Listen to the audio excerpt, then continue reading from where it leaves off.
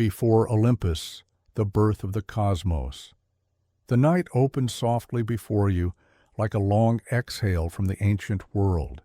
You imagine yourself seated beside a quiet fire, its orange glow flickering on stone, the air cool with the scent of pine drifting from distant mountains. Overhead, the first stars appear, faint silver dust scattered across an endless dark. In this stillness, you feel a gentle pull, as though something older than memory is inviting you closer. You close your eyes, and as you breathe in, the night deepens. When you open them again, you are no longer near the fire. You are standing at the threshold of creation itself, before there were gods, before there were worlds, before even time learned to flow. There is only chaos, not chaos in the modern sense, not confusion or noise, but a vast, quiet openness, an endless, formless expanse, a soft darkness that is neither threatening nor cold, but peaceful, like floating in the deepest dream. You feel it cradle you gently, as if the newborn universe had placed you in its first embrace. Slowly, almost imperceptibly, something stirs within that stillness, a breath, a pulse, a shimmer of potential, and then, like dawn spreading across the horizon, Gaia emerges. She is the earth, the first great foundation of existence. You feel her presence beneath your feet, even before her form fully takes shape, firm, nurturing, steady, warm. She rises from chaos with the quiet dignity of a mountain crest, lifting through mist. Her presence carries the scent of fertile soil, the coolness of morning stone, the promise of land waiting to be shaped. Where she steps, valleys and plains would one day appear. Where she breathes, the first winds begin their slow spiral. You stand with her in this birthing moment, watching as she awakens into being. Soon after, Gaia Tartarus forms a deep, mysterious chasm far below an echoing realm of shadow not yet fully understood. Its presence gives balanced depth to Gaia's height darkness, to her light, silence to her song. And then from Gaia's longing for companionship, Uranus arises the sky. He stretches above her like a vast canopy of shimmering blue, dotted with early stars that have yet to learn their full brilliance. You feel the airy lightness of him, the freedom, the sweep of his expansion.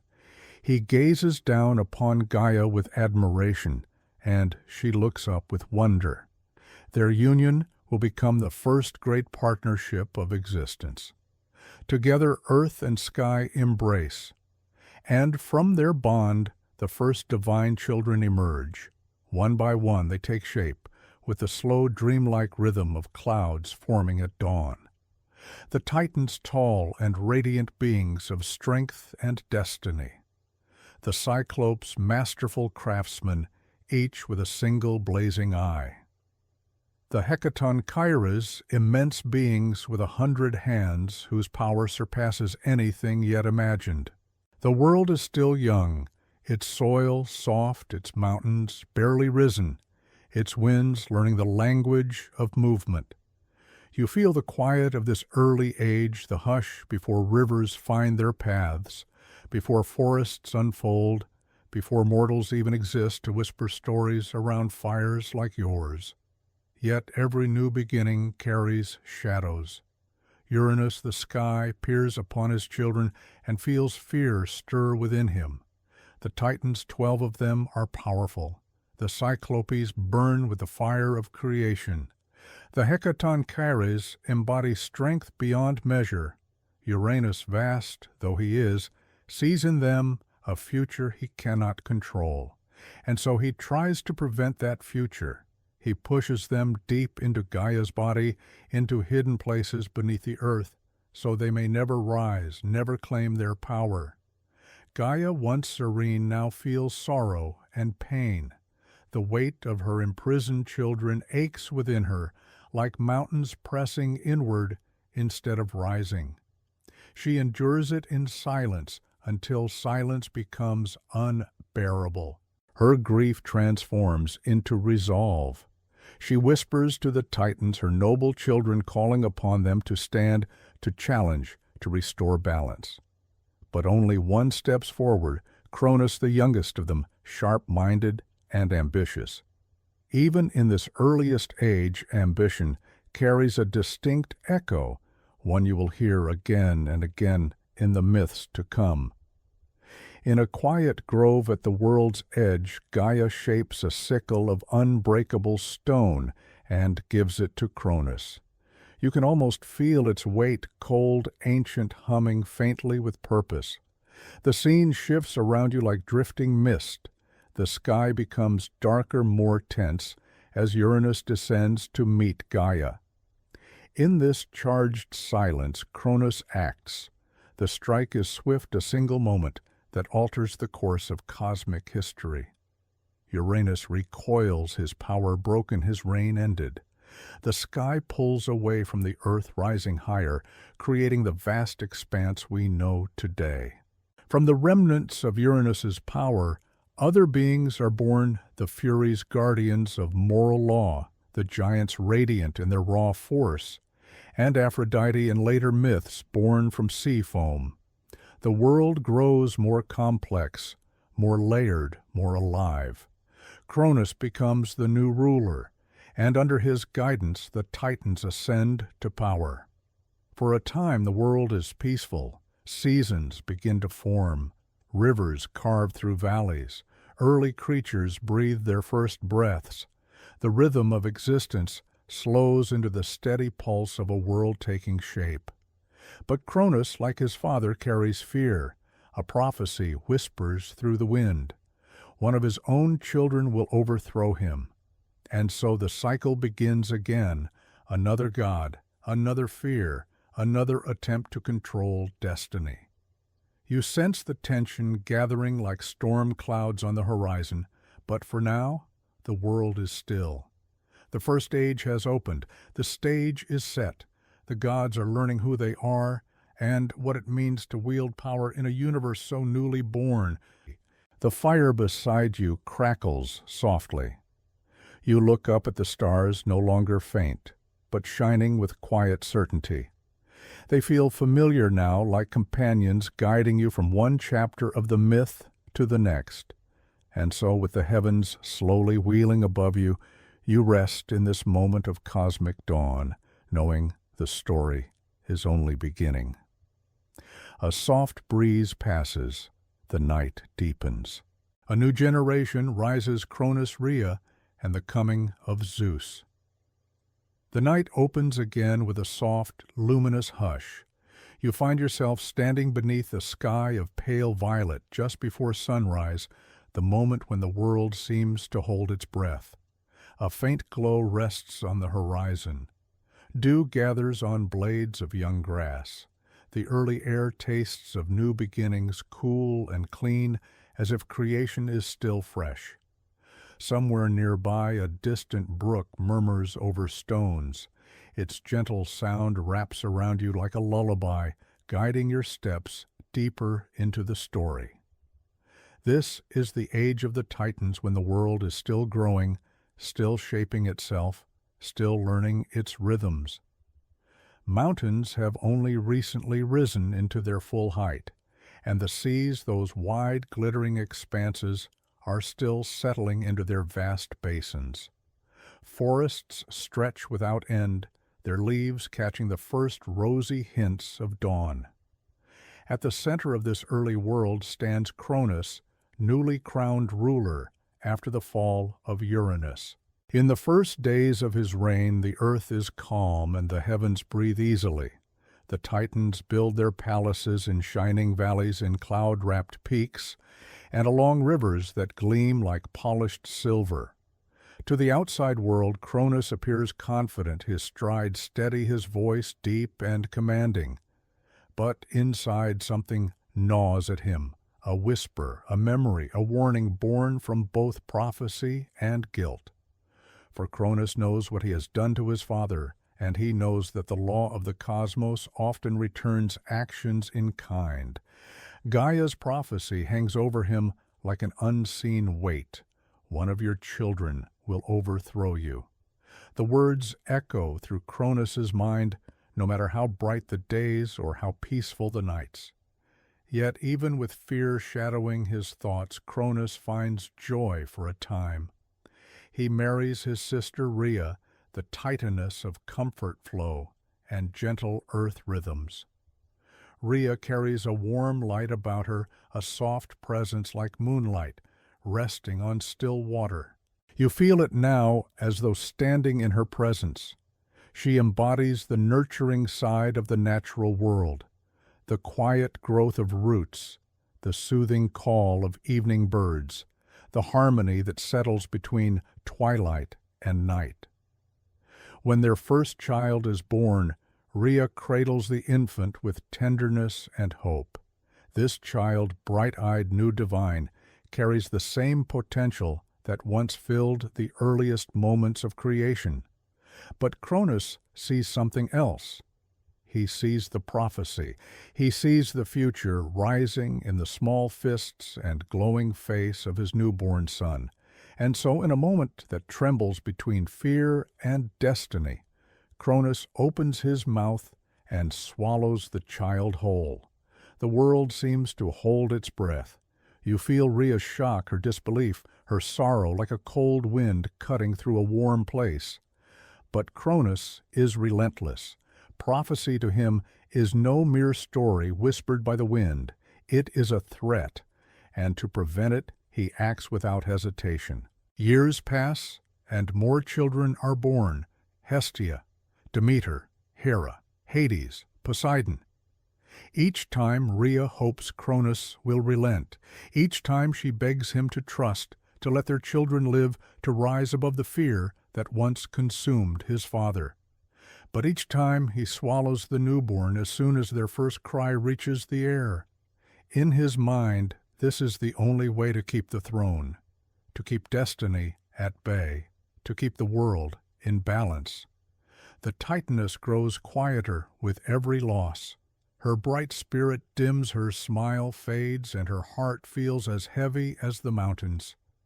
The world around her seems to echo her grief. Winds sigh more deeply, rivers murmur with melancholy, and the early forests grow darker beneath their canopies. But the world is never without hope. When Rhea becomes pregnant again, she journeys far from Cronus. You follow her now, walking through a landscape of young forests and towering cliffs. Her feet carry her across the sea, which glows with early morning light, until she reaches the island of Crete, lush and green, cradled by gentle winds. There, in a sacred cave on Mount Dicte, its entrance veiled with ivy and fragrant herbs, Rhea gives birth to her final child. The air inside the cave feels warm and protective, the stone walls glowing softly with a natural light. You sense the sacredness of this moment, the tenderness, the fragile hope. This child is Zeus. Rhea holds him close, breathing in the warmth of his small body. And she makes a choice that will change the fate of gods and mortals alike. Instead of delivering Zeus to Cronus, she gives him to the Curetes' divine guardians dressed in bronze, who pledge to protect the infant with all their strength. They dance around the cave, clashing their shields and spears in rhythmic patterns, so that Cronus will hear only metallic thunder, never the soft cries of the newborn god. Rhea then takes a stone and wraps it in swaddling cloth. She returns to Cronus and presents the bundled bundle.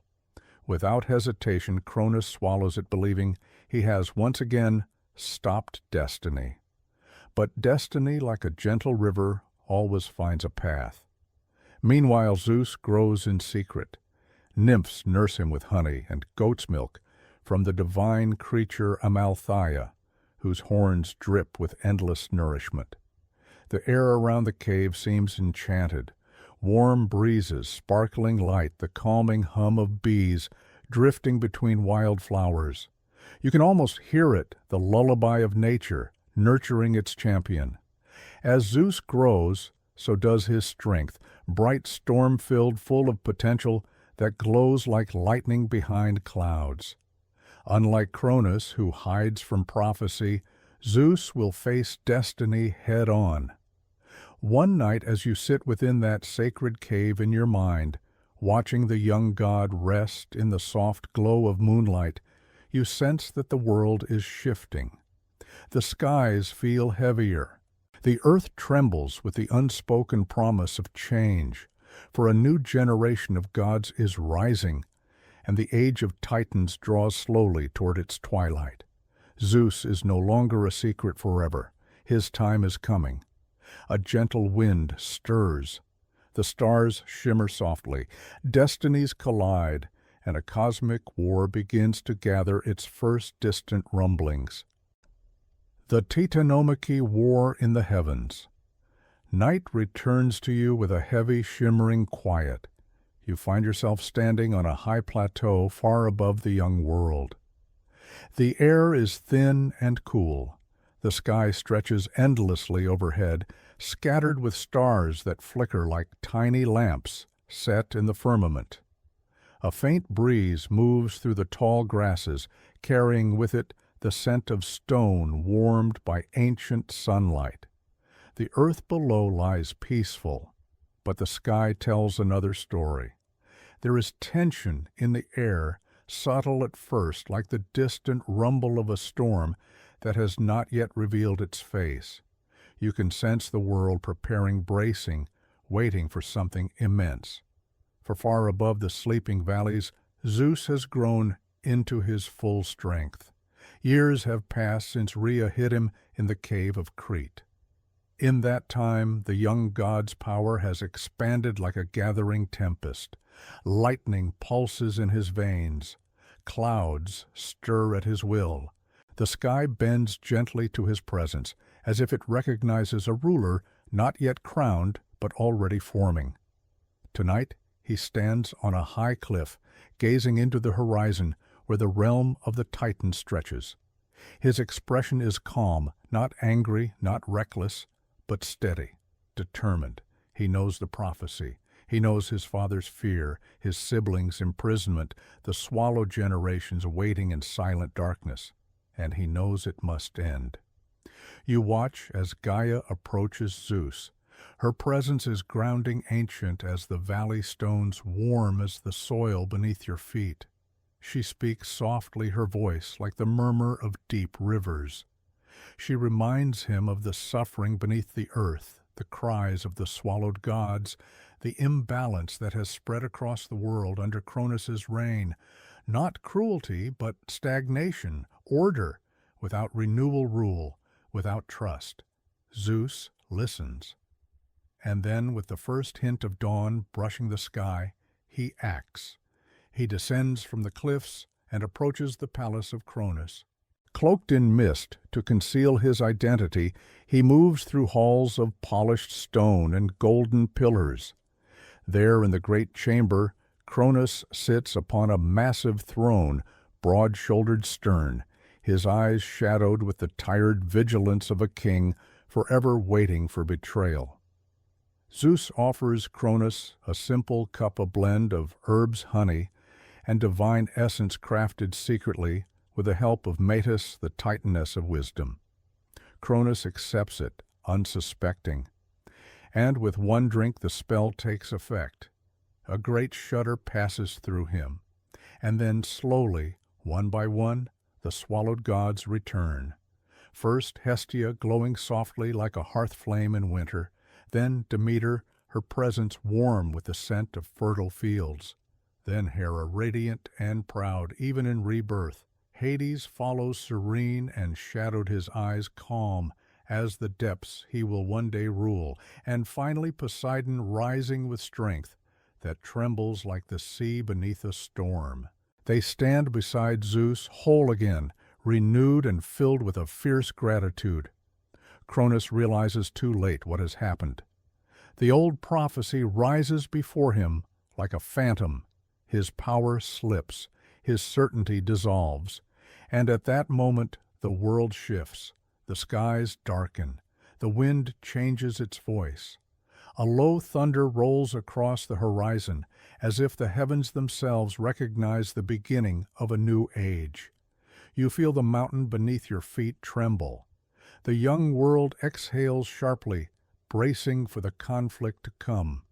For Zeus has not only freed his divine siblings, he has summoned a challenge to the Titans themselves.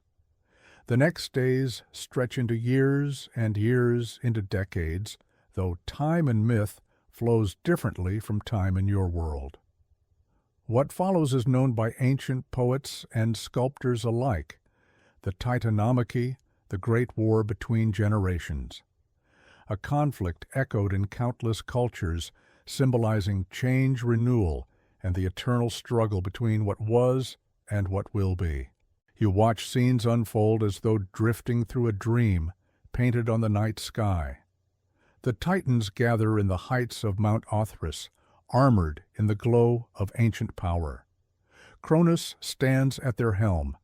His siblings Atlas Hyperion, Iapetus Coeus, rise beside him, tall as mountains, radiant as early starlight. Zeus leads the younger gods across the plains, below his presence crowned with lightning. Hera stands at his side, determined. Poseidon grips a newly forged trident that seems to quiver like a restless sea. Hades carries a helm of shadow given by the Cyclopes that can erase him from sight entirely. The world becomes their battlefield. Thunder shatters the sky. Mountains tremble. Rivers change course. Trees bend beneath the force of divine acts. This war is not fueled by hatred alone, but by necessity. The Olympians represent renewal, change, growth. The Titans represent stability, endurance, the old frame of the cosmos. And the universe must choose a new shape. In the depths of the earth, the Hecatoncheires awaken their 100 arms, heaving stones larger than mountains. The Cyclopes, freed from their imprisonment by Zeus, forge mighty weapons, Poseidon's trident, Hades' helm of invisibility, and the thunderbolt itself glowing with the power of the sky's core. You see Zeus hurl a bolt that tears open the clouds, illuminating the battlefield in blinding gold. Poseidon strikes his trident into the ground, sending waves surging like silver walls. Hades moves unseen, turning the tide in quiet, subtle ways that mortals would never understand. The war rages for 10 long years. But even the greatest storms must end. On the last day, the heavens open in a final blaze of white-blue light. The mountains echo with the thunder of Zeus's might. The Titans, exhausted and overwhelmed, fall one by one. Atlas, proud and steadfast, is condemned to hold the sky aloft for eternity, a punishment both symbolic and tragic. Cronus falls, last his eyes filled with the weight of inevitability, not hatred, not fury, but acceptance like a leaf drifting softly to the forest floor. With the final blow struck, silence returns, slow, gentle, settling over the world like a long-awaited dawn. The Olympian gods stand victorious.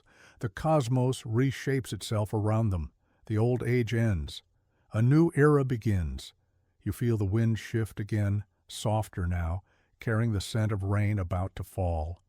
The stars overhead pulse in a calmer rhythm as though relieved. And the young gods, luminous with new purpose, turn their eyes toward a mountain that will soon become their eternal home. The firelight in your mind softens. The night deepens. The gods rise to Olympus and forge the world that mortals will one day inherit. The shaping of Olympus, a new divine order. The night opens once more, soft and shimmering as though brushed with moonlit silver. You find yourself walking along a quiet mountain path. The air is cool, carrying hints of snow from distant peaks, yet the stones beneath your feet are warm, as if they still hold the memory of ancient fires. Above you, clouds drift in long, slow waves, glowing faintly in the starlight. A gentle hush blankets the world. The Titanomachy has ended. But this is not the silence of fear or tension. It is the silence that follows cleansing rain, when the earth breathes easier, when the horizon feels wide and new. You pause for a moment and feel that quiet. The world seems to rest. Even the winds sigh differently, less like warnings and more like lullabies. Ahead rises Mount Olympus, not yet the celestial palace it will become, but already magnificent in its natural form. Its slopes lift into the sky with serene confidence. Its summit disappears into swirling cloud and golden mist. As you walk, the mountain seems to pulse with life, as though it recognizes the footsteps of the gods who will soon call it home. The newly crowned Olympians arrive slowly, each step echoing with the weight of destiny. Zeus stands at the forefront. Lightning flickers gently around him, not in violent bursts, but in soft shimmering glow like fireflies gathering at dusk. The air shifts with every breath he takes, and though he has not yet claimed a throne, the world already bends toward him. His expression carries quiet satisfaction, but also responsibility. Leadership is no longer a prophecy or a looming shadow. It is here resting firmly on his shoulders. Beside him walks Hera, regal, even in silence. Her gaze sweeps across the mountain with the same assurance as a queen surveying her future palace. She embodies structured dignity, the bonds that hold families and kingdoms together. Even now her presence steadies the group, grounding them after years of upheaval. Poseidon strides with a power that feels like an unseen tide rolling through the air. Though far from the sea, the scent of salt water follows him, subtle but unmistakable. He carries his trident with calm authority, the weapon humming softly, as if sensing the vast oceans that await his rule. Demeter walks with her fingers trailing through clusters of young grasses, and where she touches, green life glows brighter. She smiles faintly, feeling the land's potential, its quiet hunger for growth. Hestia moves at the center of the procession, gentler than the rest, her presence warm and comforting, like the first flame kindled after a long winter. Around her, the mountain air feels less harsh, more like the interior of a home that has waited patiently to be filled. And Hades, quiet, contemplative, follows with steps that seem to blend into the deeper shadows of the landscape. His gaze is thoughtful, calm, as though seeing patterns and mysteries beneath the surface of things. The gods stand together now, looking up toward the summit of Olympus, and Zeus speaks. His voice is deep, resonant, yet gentle, like distant thunder rolling over peaceful hills. He declares that the world must be divided, that each of them will take their rightful domain to shape and protect, not out of ambition, but out of balance, harmony. The fates unseen but always present stir the threads of destiny. The first casting of lots begins. Zeus receives the sky, not simply the clouds or the storms, but the vast order of the heavens, the arc of celestial law, the balance of cosmic justice. Poseidon receives the sea with all its restless power, its depths, its storms, its shimmering sunlight, its hidden mysteries. Hades receives the underworld not as punishment, but as guardianship. It is his role to guide the unseen, to maintain the delicate threshold between life and death, to ensure that the cycles of existence continue without corruption or fear. The earth itself, the mountains, the forests, the fields is left as common realm for all gods watched over, especially by Demeter, Hestia, Hera, and others who will soon join the pantheon. There is a sense of rightness in the air, like a chord settling perfectly into tune, and then with the world divided, the gods turn their attention to Olympus. You close your eyes for a moment, and when you open them again, the mountain has changed. The mists glow with golden fire, the clouds swirl into radiant pathways. Marble halls rise from sheer cliffs, carved not by mortal hands but by divine will. Light reflects off polished white stone, filling the air with a soft, otherworldly brilliance. The scent of incense drifts from unseen braziers, mingling with high mountain breeze. You walk through these halls now feeling a serenity deeper than any palace on earth. Columns stretch into the sky like frozen beams of sunlight. Courtyards bloom with flowers that do not wilt. Sacred springs bubble with crystal-clear water, reflecting constellations even during daylight. In the center stands the throne hall, a vast chamber open to the sky. The floor gleams like silver. A ring of smaller thrones encircles one great throne, the seat of Zeus, not yet adorned with symbols, but already radiant with the quiet authority of its new occupant. You sense the mood among the gods, calm, hopeful, contemplative. The war is behind them, the future is open, the world is theirs to guide. In these early days of Olympus, the gods are not yet distant or aloof. They walk through forests, rivers, and fields alongside the young spirits of nature. They shape mountains with gentle gestures, encourage rivers to discover their paths, teach the stars how to glide through the heavens in measured harmony. Zeus sets laws, cosmic, moral, natural, defining the order that will govern gods and mortals alike. Poseidon stirs the first oceans, calling forth waves that shimmer like molten silver under moonlight. Hades retreats into the deep earth, shaping the peaceful, solemn hallways of the underworld, ensuring that the afterlife will not be a place of terror, but a realm of quiet completion. Demeter blesses the soil. Hestia kindles the first sacred hearth. Hera watches over unions and sacred bonds. Each god's essence flows into the world, weaving the beginnings of myth and meaning. And slowly, quietly, the age of Olympus begins to glow. You stand on the balcony of a newly formed palace, gazing at the world below, mountains rising like ancient guardian seas, shimmering under starlight forests, swaying with newborn life. It feels almost like a dream in which the universe is still being shaped, still pliant, still full of possibility.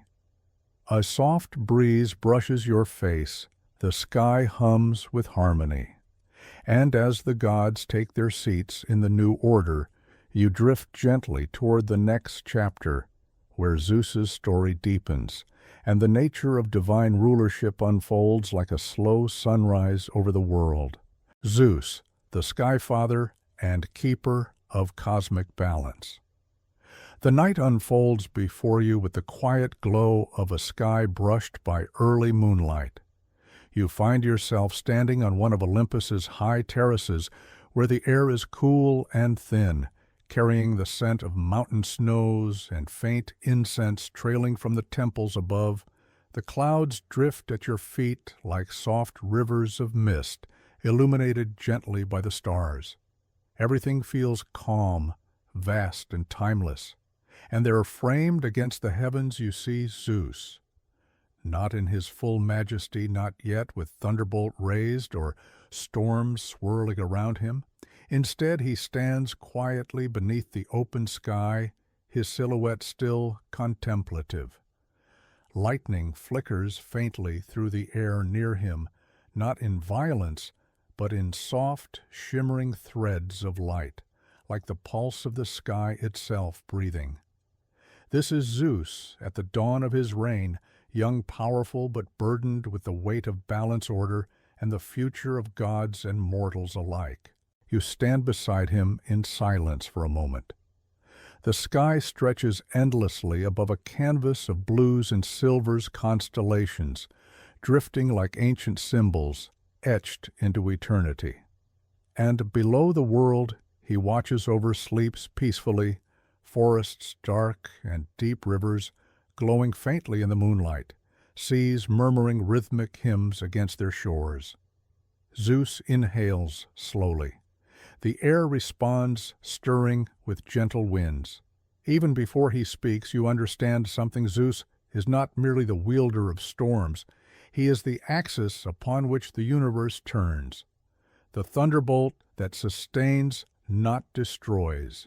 In many myths, Zeus is remembered foremost for his thunderbolt, the symbol gifted to him by the Cyclopes. Yet here, in this early age of Olympus, you glimpse a deeper meaning behind it. The thunderbolt does not crackle aggressively. It glows softly like a living flame forged from divine truth. Held in Zeus's hand, it becomes more than a weapon. It becomes the celestial reminder of justice, clarity, and cosmic law. Ancient Greek poets believed lightning was the sky's way of revealing hidden truths, a flash in the darkness, a moment of clarity, a balance restored.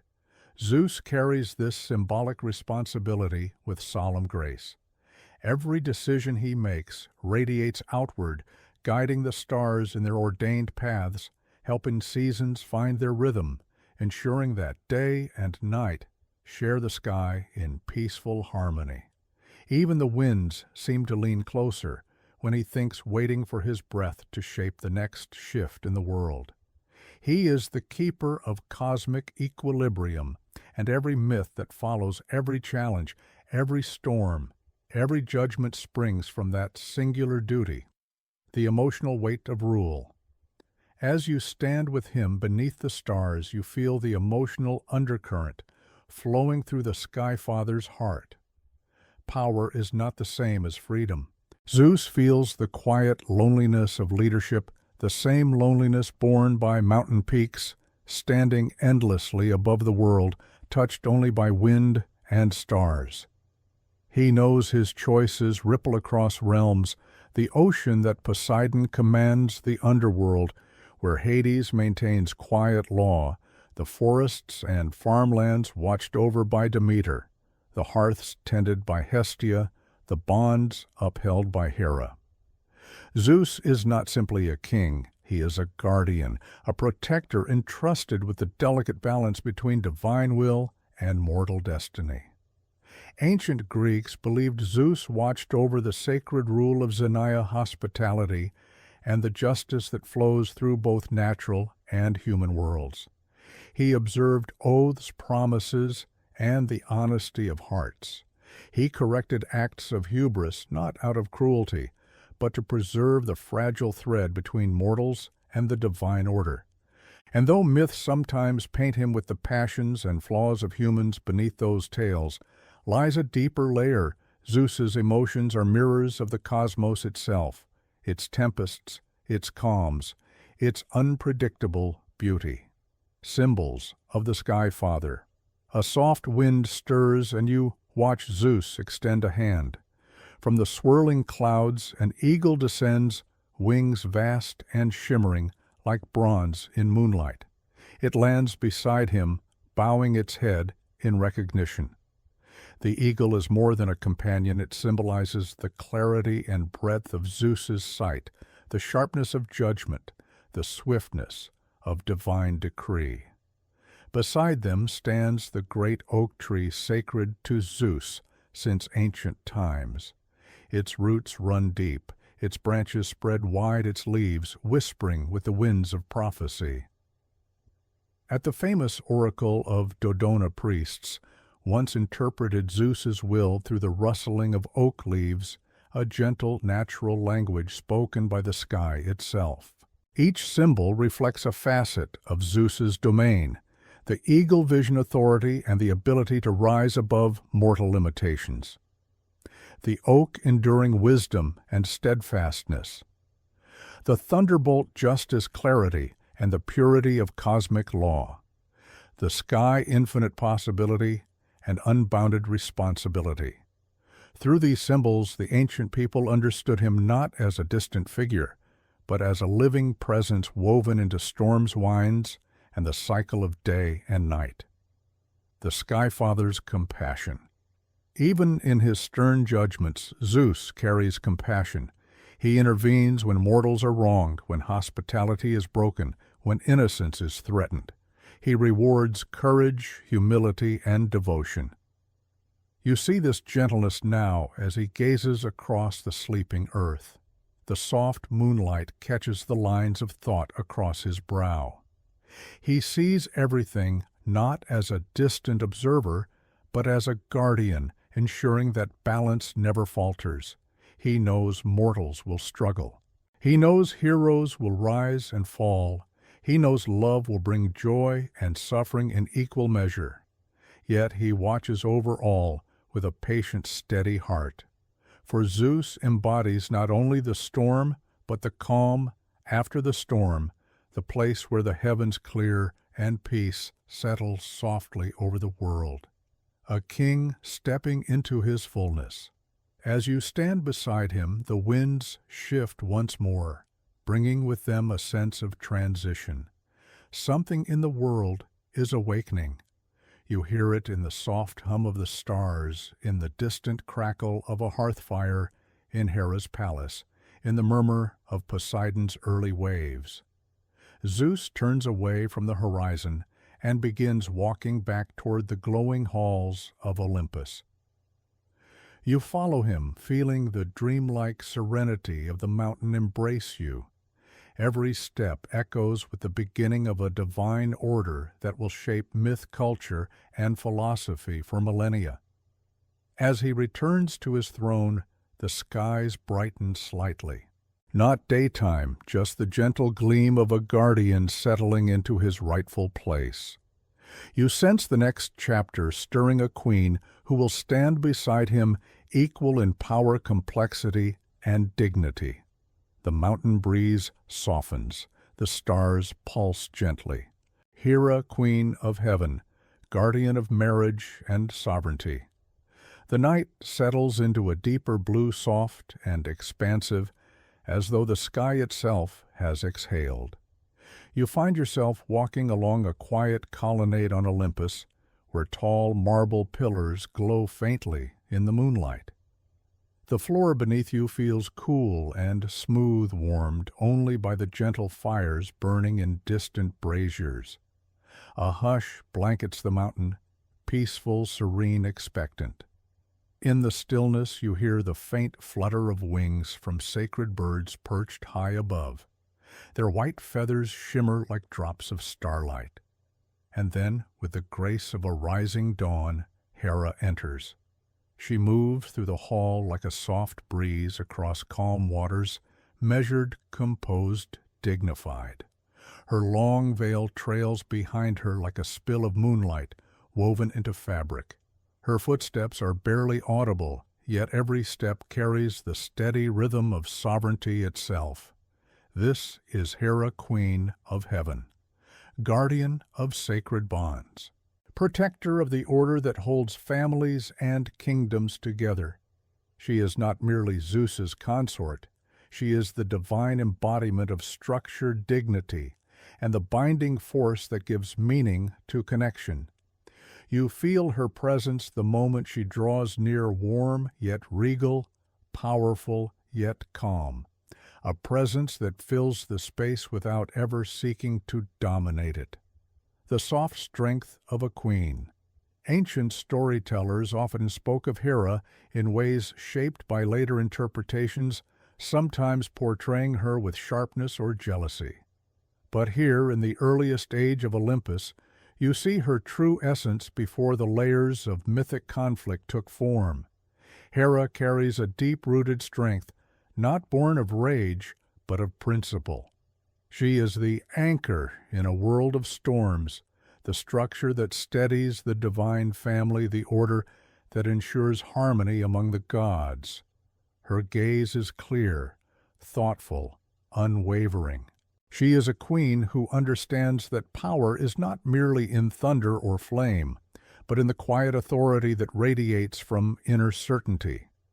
When she lifts her hands, the air around her shifts. When she speaks, even the winds seem to pause and listen. She is dignity made divine. symbols of Hera's presence. As you walk with her across the glowing stone terrace, you notice the symbols that follow gently in her wake, each one carrying ancient meaning. The peacock. A peacock glides into view, its feathers shimmering with emerald and sapphire, each eye-like marking glowing faintly. The bird's slow steps echo Hera's elegance. The ancients believed the peacock's feathers symbolized the stars themselves, watchful, radiant, eternal. The cow. A sacred cow grazes peacefully in a nearby meadow, its presence calming, nurturing. For Hera is the goddess of motherhood, gentleness, and the quiet strength of nurturing care. The scepter and crown.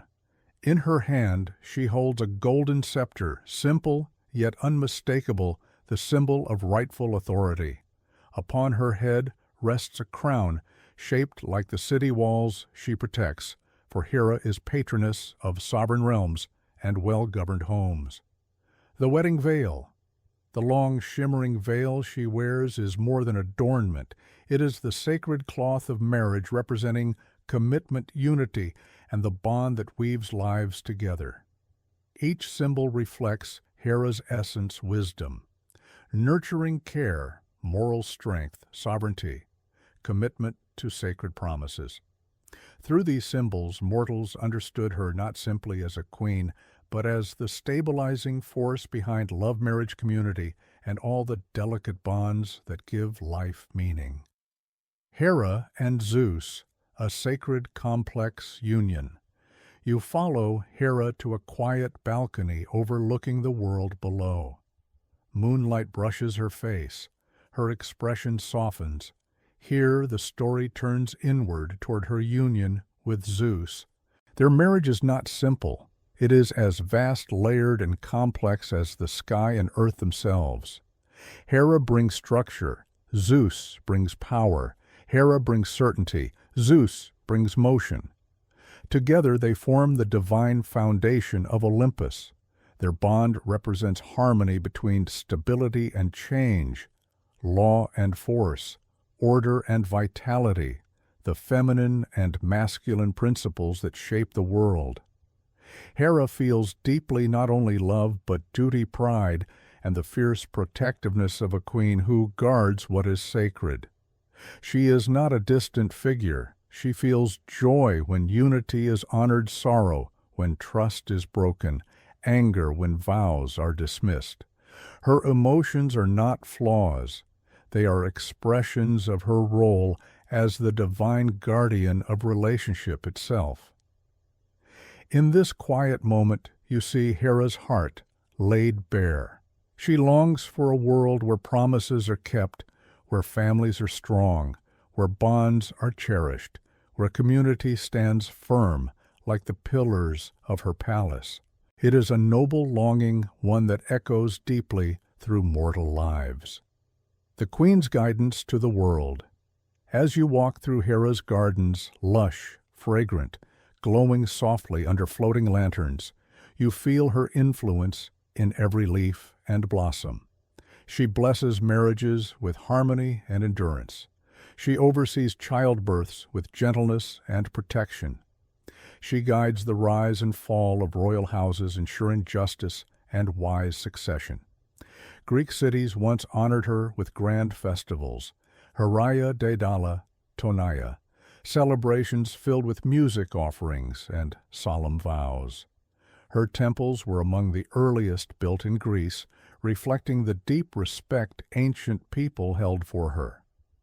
Even scholars note that Hera's worship often predated Zeus's in many regions, suggesting her ancient roots as a powerful mother goddess of sovereignty and renewal. To the people of Greece, Hera was no mere figure in the sky. She was the sacred protector of their homes, the steady flame in the hearth of every family, the watchful guardian of their most cherished bonds. Hera's emotional landscape.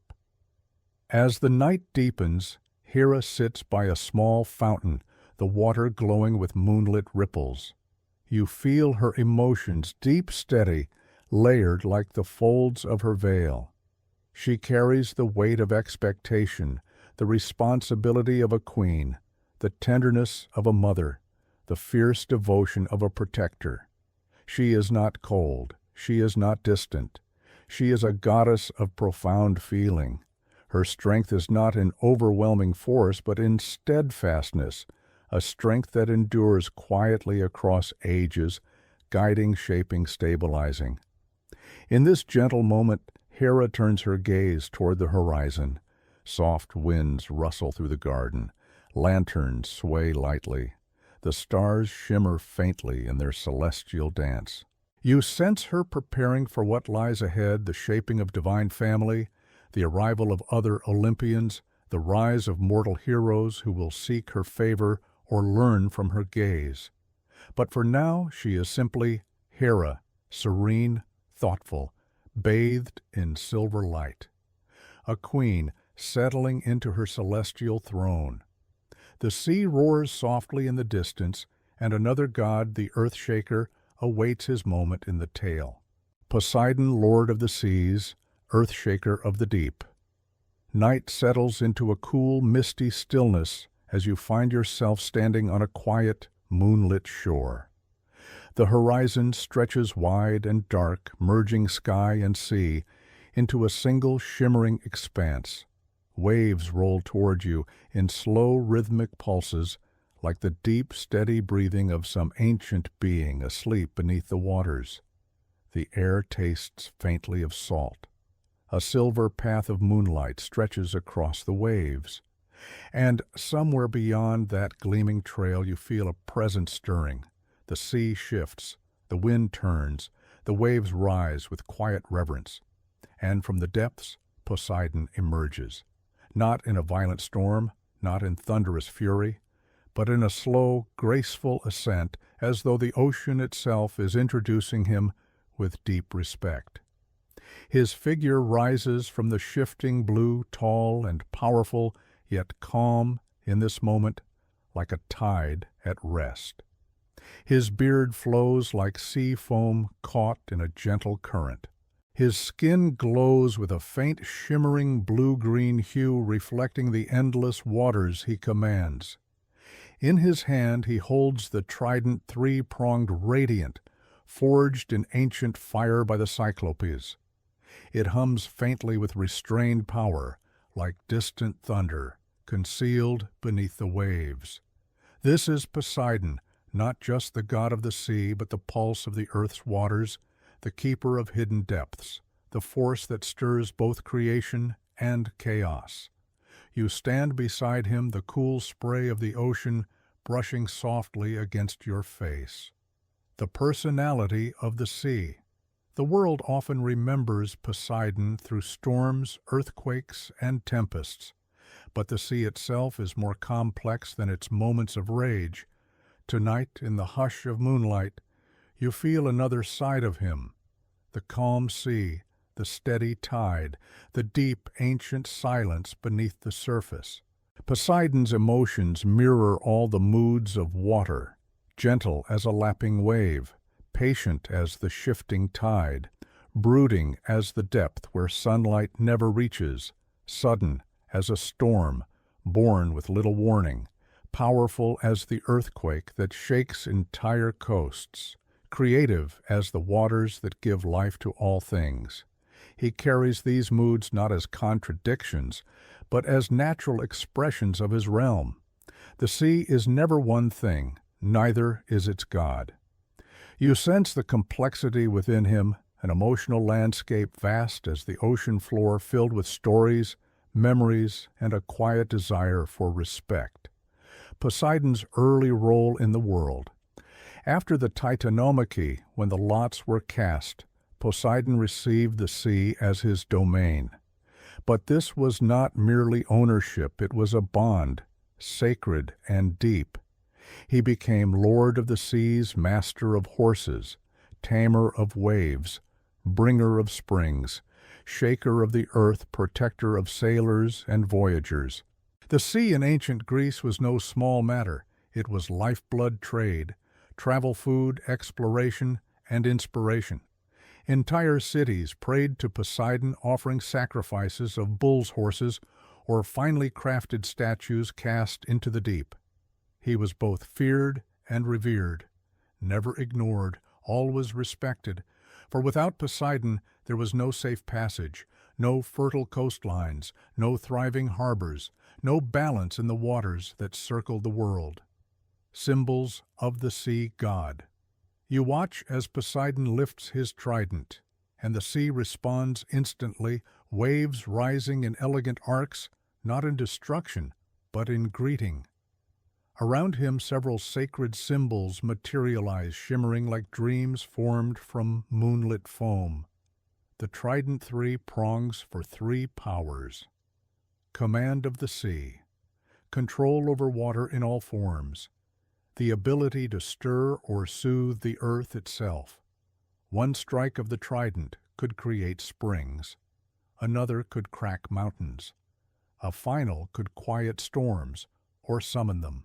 The horse few remember that Poseidon is the creator of horses. In ancient myth, he shaped the first horse from sea foam, its mane flowing like white caps on waves. Greeks saw horses as living embodiments of water's power and grace, strong, unpredictable, swift as the wind, the dolphin. The animal that guided sailors home, symbolizing Poseidon's gentler side, his protection over those who braved the open sea. The bull, a symbol of raw strength, earth-shaking force, and the deep primal energy of the ocean. Each symbol is a reflection of Poseidon's realm, beautiful, wild, nourishing, terrifying, sacred. The emotional heart of Poseidon. As you walk with Poseidon along the moonlit shoreline, you observe the layers of his personality. He is proud, like a towering wave rising from the deep. He is protective of sailors, of sea creatures, of the vast blue world entrusted to him. He is passionate, quick to anger, but equally capable of deep loyalty. He is solitary, roaming the oceans far from Olympus, where the horizon has no boundaries. He is creative, shaping islands, springs, and hidden undersea realms. And he is ancient, older than many gods, carrying memories deeper than mortal imagination. When Poseidon loves, he loves fiercely. When he rages, the world trembles. When he calms, the sea glows like liquid silver beneath the stars. Tonight he seems contemplative eyes, fixed on the shifting waters, listening to whispers. Only he can hear the murmur of underwater currents, the songs of whales, the creaking of seabeds shifting in the deep. You feel his emotions ripple through the night, quiet, powerful, layered, Poseidon and the lands of Greece. As you continue walking, the sea becomes a map of Greek life. You glimpse ancient harbors, Athens, Corinth, Crete, Rhodes, where sailors pray before voyages, pouring wine into the sea in his honor. Scholars say Poseidon's worship is among the oldest in Greece, older even than many Olympic myths.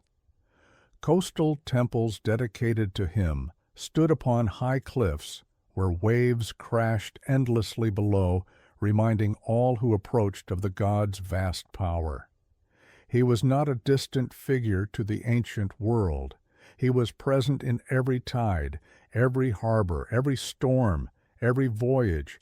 Even inland cities honored him, for horses, the noblest of creatures, were his gift. And earthquakes, those mysterious tremors, were understood as the Earthshaker's footsteps. Not terrifying punishments, but reminders of his presence beneath every hill, every valley, every mountain. A quiet moment before the deep stirs again. Poseidon pauses now, the moonlight catching the edges of his trident. The waves hush. Even the wind grows still. You sense in him a timeless longing, the desire to be understood, not just feared. The sea god who carries tempests also carries calm waters, where fishermen cast their nets, where lovers walk along the shore at dusk, where ancient ships rest beneath the waves like forgotten dreams. Poseidon turns toward the horizon, where the deep blue meets the faint glow of dawn. The sea reflects his mood, peaceful, vast, quietly powerful.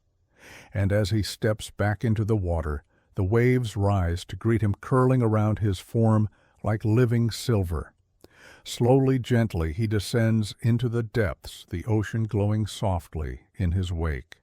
The shoreline grows still once more. The night breathes. Hades, keeper of the underworld and the quiet depths. The night deepens into a velvet darkness, soft and strangely comforting. You feel the ground beneath your feet shift from the gentle sands of Poseidon's shore to the cool, shaded soil of a quiet forest. Moonlight filters through ancient trees in thin silver bands, illuminating moss-covered roots and small white flowers that bloom only at night.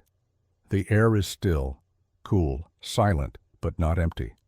Ahead, a narrow path leads downward, following the slope of a hill into a deeper shadow.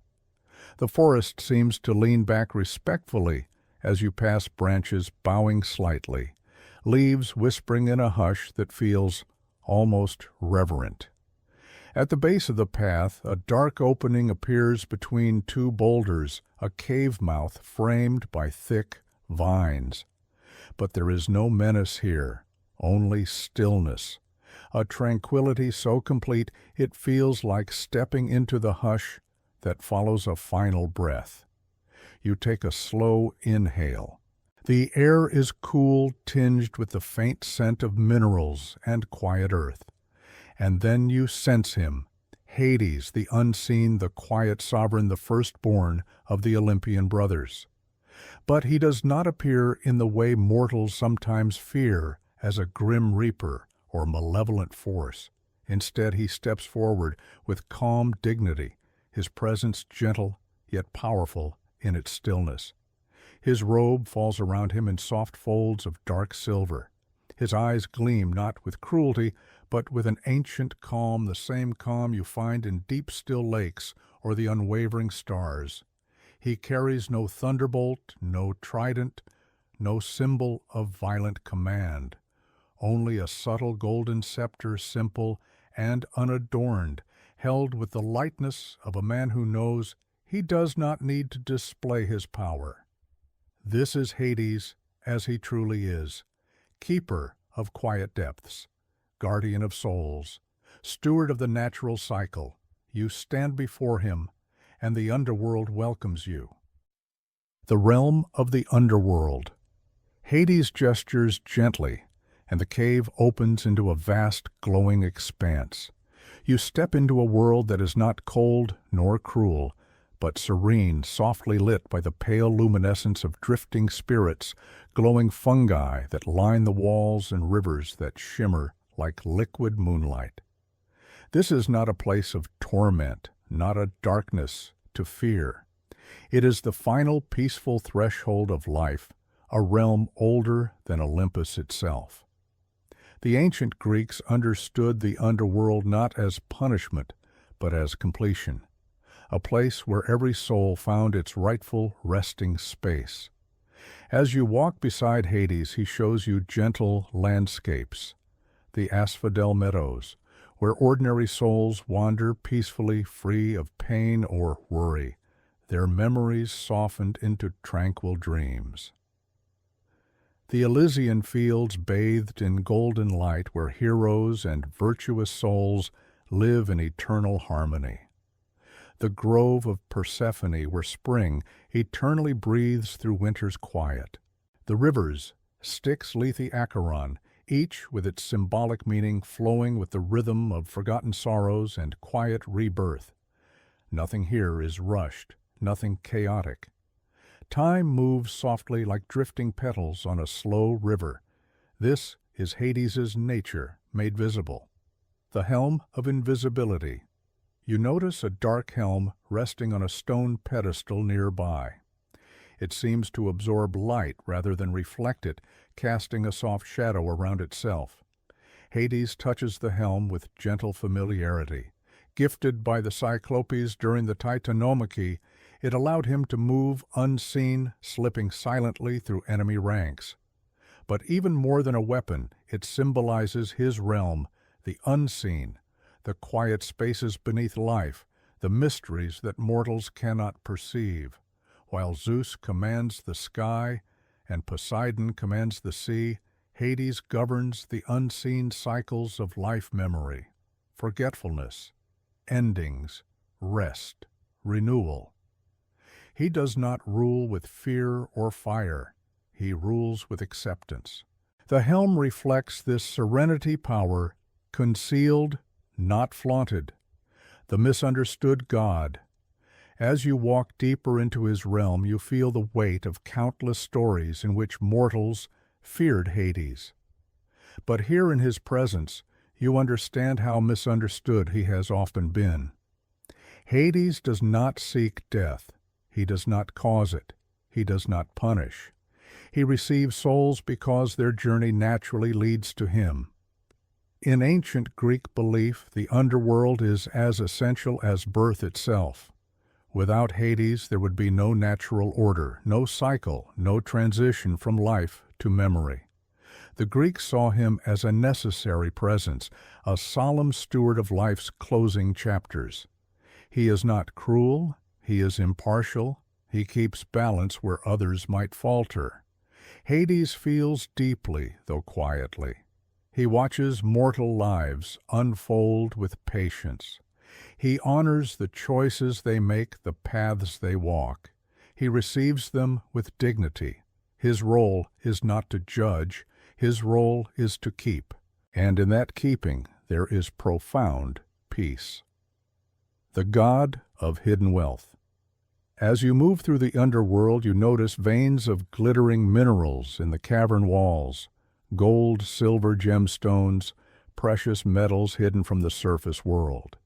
Hades gestures to them with a faint, knowing smile. He is also plowton giver of wealth because all valuable things come from beneath the earth. Mines fertile soil seeds, waiting to grow the minerals that shape tools and temples.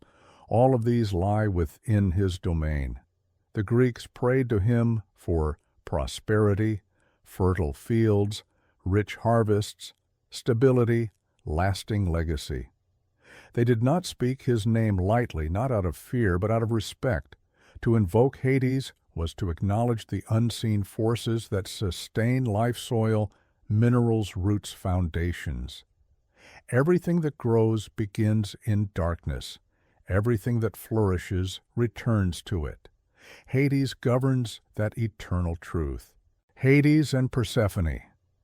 Though later myths bring depth and complexity to their story tonight, you glimpse only the earliest essence of their bond, a balance between shadow and bloom, winter and spring, quiet and renewal. Persephone is not yet present in this part of the tale, but you feel her gentle influence lingering like the scent of distant blossoms. In time she will bring warmth and life to the underworld, just as Hades brings structure and serenity. Together they will shape a rhythm that mirrors the seasons, another layer of cosmic harmony. But for now, Hades walks alone through his luminous realm, calm and steady, the quiet heart of a powerful god. You pause at the edge of a small glowing pool. Pale blue light shimmers on its surface. Hades stands beside you, his expression soft, reflective. Here you sense his inner world quiet, thoughtful, ancient. He carries no rivalry in his heart toward Zeus or Poseidon, no ambition to steal their thrones, no desire to rule the living. He is content in his vast, silent kingdom, a kingdom of memory, transition, and completion. If Zeus is the sky's thunder and Poseidon is the sea's roar, then Hades is the stillness beneath the earth that allows all things to grow. He is the pause between breaths, the moment before dawn, the gentle closing of a life lived well. In his presence you feel neither fear nor sorrow. You feel acceptance, peace, stillness. The underworld fades softly into darkness, not an ending, but a quiet curtain drawn over a dream. A cool breeze rises, the faint glow dims, the world above begins to call you back, and as you drift upward toward daylight, you sense the next part of the tale awakening the wisdom of a goddess born from thought strategy and the calm clarity of the mind. Athena, goddess of wisdom, city builders, and just war. The night lifts into a gentle pre-dawn glow, the kind of light that softens the world rather than awakens it. You feel yourself standing on a quiet hillside, overlooking a vast, still landscape. Far below, olive trees sway in a faint breeze, their silvery leaves flickering like tiny mirrors, catching the first hints of morning. The air is cool, calm, filled with the scent of earth warming under the approach of dawn.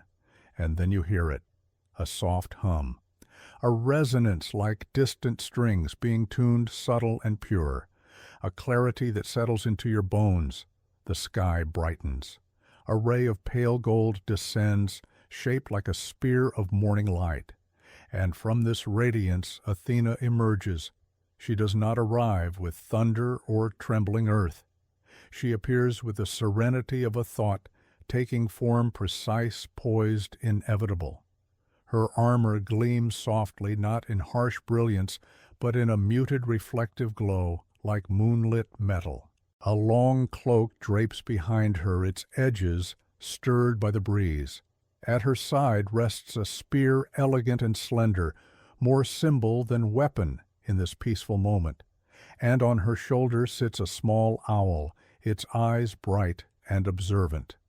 This is Athena, goddess of wisdom, strategy, craftsmanship, cities, justice, and the insight that awakens clarity from confusion. You feel calmer, simply standing near her. The birth of a mind like no other. Few myths are as striking as Athena's birth. She did not come into the world through pain or chaos. She arrived through thought. The ancient story tells that Zeus, suffering a splitting headache unlike any other, called upon Hephaestus for relief. With a single strike of his hammer, the king of gods' forehead opened just enough for a blinding light to burst forth, and from that light stepped Athena, fully formed, armored, calm. She rose not as a newborn learning to walk, but as a being of perfect clarity, like an idea that crystallizes in an instant of inspiration.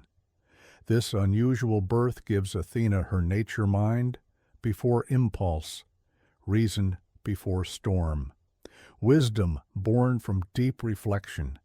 She is both the daughter of Zeus and the embodiment of his highest intellectual qualities. Tonight, as she stands before you, you feel that origin glowing within her, an almost luminous intelligence, still and powerful. Goddess of the olive tree, city builders and civilization. Athena guides you down the hillside into an olive grove. The trees rustle softly, their silvery leaves shimmering like tiny shields reflecting sunlight. To the ancient Greeks, the olive tree was a divine gift, one that brought food, oil, firelight, medicine, and peace. Athena gave this tree to the people of Attica, securing her position as protector of Athens, the shining city of wisdom, artistry, democracy, and learning.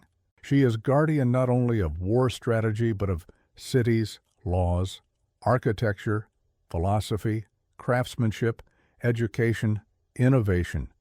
Athena is the quiet voice that guides a city into prosperity, the inspiration behind inventors, artists, and statesmen. Where she walks, civilization awakens. You see ancient stonemasons shaping early temples. You see potters at their wheels. You see architects designing walls and fountains. You see scholars debating under porticos draped with vine. You see children learning letters beneath the shade of olive trees. Athena's influence spreads through every corner of culture, not in loud proclamations, but in steady, thoughtful presence. Just war and the calm of strategy. Athena is a warrior goddess, yes, but not one of uncontrolled conflict. Unlike Ares' embodiment of raw battle frenzy, Athena represents strategy, discipline, and just war, fought with purpose, restraint, and moral clarity. Her shield, the aegis, glows softly as you gaze upon it. In times of peace it rests gently at her side, covered with a protective leather.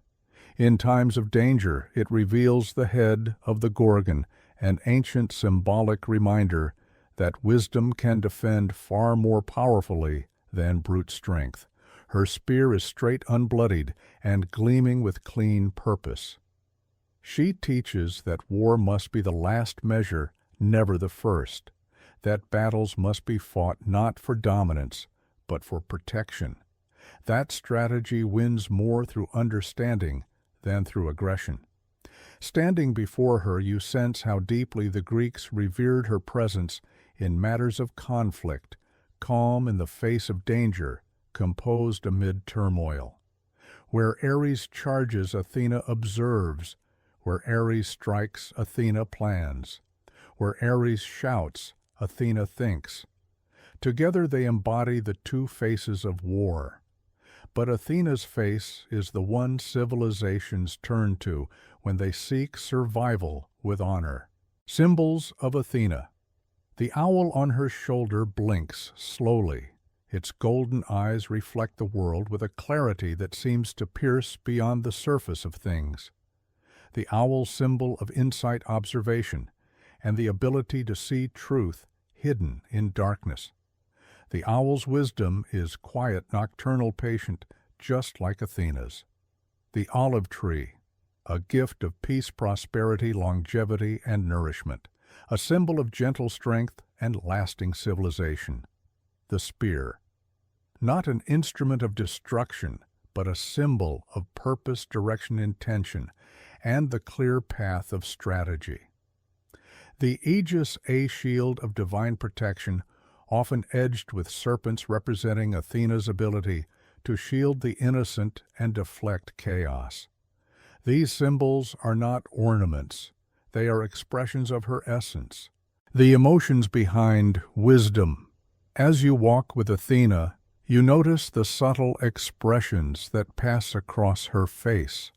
The flicker of curiosity, the warmth of approval, when she sees a grove thriving, the serene pride she takes in well-built walls, or the laughter of children learning new skills. Wisdom is not cold, it is compassionate. Athena feels deeply, though rarely outwardly. She cares for cities like a quiet guardian. She cares for heroes, guiding them through dreams and counsel. She cares for justice, ensuring that laws remain fair and balanced. Her wisdom is not distant or clinical. It is the wisdom that sees potential in what can be built, grown, or achieved through harmony, skill, and thoughtfulness. Athena and the shaping of heroes. In Greek myth, Athena appears again and again as a guide, never overshadowing the hero, but illuminating their path. She lights Odysseus's mind with cleverness and courage. She stands beside Perseus with calm support. She teaches Heracles restraint. She guides Theseus through peril with clarity and steadiness. Athena does not act for heroes, she teaches them to become the best versions of themselves. She is the whisper of intuition, the spark of an idea, the calm voice in a moment of fear, the vision of a solution that leads out of chaos. You sense her presence even now, like the quiet light of dawn brushing the edges of your thoughts. Dawn with the goddess of wisdom. As the sky brightens into full morning, Athena stands at the crest of the hill once more. The landscape beneath her glows in soft gold. The olive trees sway gently, and the owl spreads its wings. Athena's eyes turn toward the horizon, not with longing, but with purpose. She sees what could be. She sees what should be. She sees the path of civilization unfolding. You feel the calm strength radiating from her, a strength of mind, of clarity, of harmony. The wind stirs. The olive branches whisper softly. The world brightens. Apollo and Artemis, light, and shadow harmony and wilderness. The night deepens cool and fragrant, as though the world has settled into a gentle dream. You find yourself walking along a quiet forest path, the moon rising slowly between branches of towering pines. A soft silver glow drapes the leaves in pale light. Owls call softly in the distance. Their voices echo tenderly among the trees. The air feels expectant, almost sacred, like the world is holding its breath for something luminous. And then you hear it, a faint pluck of strings. A single note, pure as water, falling into a still pool. It glimmers through the night like liquid gold. And from the shadows, twin rays of celestial brilliance appear, one warm, one cool, one bright as dawn, the other serene as moonlight. The light shifts, softens, and takes form. Apollo steps forward first, radiant like the sunrise. Artemis follows, cloaked in moonlit silver. Two divine twins born under the same star, shaped by contrasting destinies. One embodies measured harmony and the golden hours of day. The other keeps watch over wilderness instinct and the quiet mysteries of night.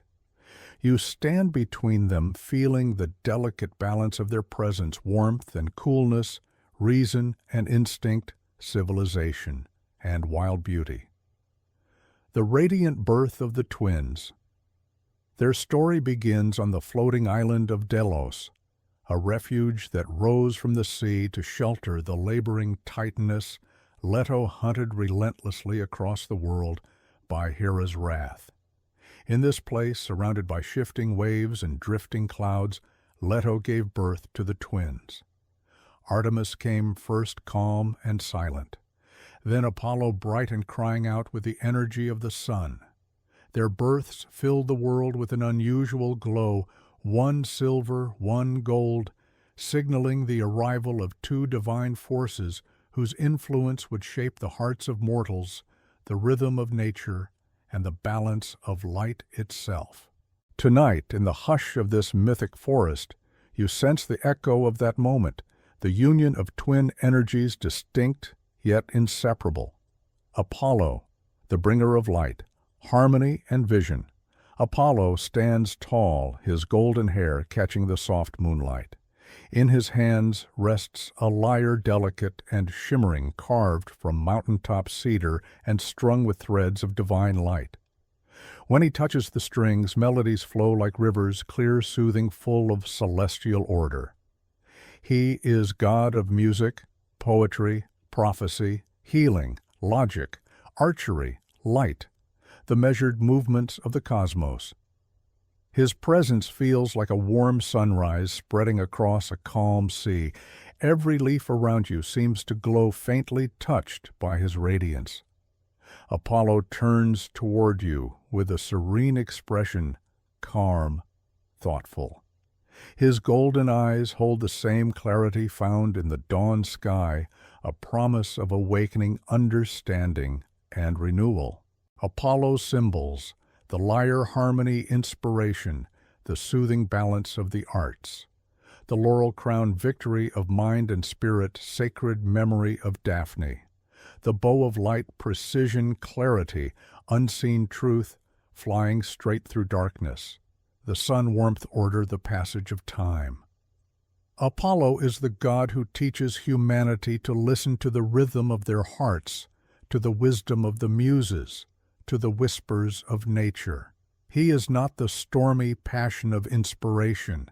He is its quiet, unfolding its gentle blooming. He offers healing not only to the body but to the mind, through music, through reason, through divine insight. Artemis, protector of the wild, moonlit huntress, guardian of innocence. Artemis steps forward. Next, her presence cool and quiet like moonlight resting on snow. Her cloak blends into the forest around her as though she is part of the wilderness itself. A silver bow rests in her hand, sleek, powerful, and elegant. Her arrows shine faintly like slivers of moonbeam. She is goddess of the moon, hunting, wilderness, maidens, and childbirth, animals, forests, instinct, cycles of nature. Her gaze is steady, peaceful, but alert. She feels every shift in the forest, every rustle of a distant creature, every tremor in the leaves. Artemis is the heartbeat of the wild. Artemis's symbols. The moon, intuition; quiet power, the rhythms of night; the silver bow, swiftness, purity, protection; the deer, innocence, grace, sacred gentleness; the cypress tree, endurance, memory, the silent strength of nature. In her presence you feel safe, protected not by walls, but by the quiet vigilance of a guardian who knows every shadow and listens to every whisper of the night. Artemis teaches mortals instinct, intuition, and the importance of respecting both freedom and boundaries. The twins together, balance in duality. As you stand between them, a subtle harmony surrounds you like warm sunlight meeting cool shade. Apollo lifts his lyre and plucks a series of notes. Artemis closes her eyes and listens, her breathing synchronized with the rhythm of the forest. Their bond is more than familial. It is cosmic. Apollo embodies outward clarity, light, logic, structure. Artemis embodies inward intuition, shadow, mystery, instinct. Together they reveal the dual nature of human experience, day and night, thought and feeling, art and instinct, healing and wildness, sun and moon. Even ancient rituals recognize this balance. Temples to Apollo were filled with music, geometry, and prophecy. Temples to Artemis nestled in forests where worshippers left offerings beneath cypress trees, asking for protection, purity, and safe births. Scholars often described Apollo as the god of the mind, and Artemis as the goddess of the senses, two halves that create a whole. Apollo's oracle, the voice of truth. Apollo gestures for you to follow him. Suddenly the forest dissolves, and you stand in the sacred sanctuary of Delphi. Laurel trees sway gently. A warm breeze carries the scent of mountain herbs. At the heart of the sanctuary sits the Pythia, Apollo's priestess, her voice flowing like a trance. Through her, Apollo's clarity speaks not as rigid certainty, but as symbolic insight, guiding mortals toward wisdom. He shows you visions of ancient kings, wandering heroes, and humble pilgrims who journeyed here seeking truth. Apollo's influence was not to command their destinies, but to illuminate the paths they might choose. A gentle warmth surrounds you, like sunlight pressing softly against your skin. Artemis's wild realm, the sacred breath of nature. The vision fades, and you find yourself back in the forest, Artemis now leading the way. The moon glows overhead, washing the trees in silver. Animals gather at a quiet clearing, deer, foxes, birds, each one calm under her gaze. Artemis raises a hand, and the forest breathes with her, a slow, gentle inhale and exhale of instinctual harmony. She protects the freedom of wild things. She protects the purity of the vulnerable. She protects the natural balance that life depends upon. Walking with her, you feel your senses sharpen, hearing the faintest rustle, noticing the delicate patterns of tree bark, sensing the quiet presence of unseen creatures. Artemis awakens your awareness, grounding you in the present moment. The twin blessings of night and day. As dawn begins to bloom at the horizon, Apollo and Artemis stand together once more. The sky glimmers with gold on one side and silver on the other. The forest glows with the last whisper of moonlight. Birdsong begins softly, like the world waking from its slumber. The twins look toward you, their expressions calm, knowing intertwined. Apollo offers warmth, clarity, harmony. Artemis offers protection, instinct, serenity. Together they bless the world with light that reveals truth, with shadow that nourishes dreams, with prophecy that guides, with wildness that renews. The night fades gently, the forest breathes. Ares and the nature of war fury, courage and the human heart. Night returns with a deeper heaviness, as though the world has shifted into a more ancient elemental rhythm. You find yourself standing on an open plain beneath a wide star-filled sky. The ground is dry and cracked in places, soft with wild grasses in others. A faint scent of iron drifts on the wind, subtle and earthy, like the smell of distant storms waiting beyond the horizon. There is no sound at first, only stillness, only the faint, restless stirring of wind weaving through tall, brittle grass.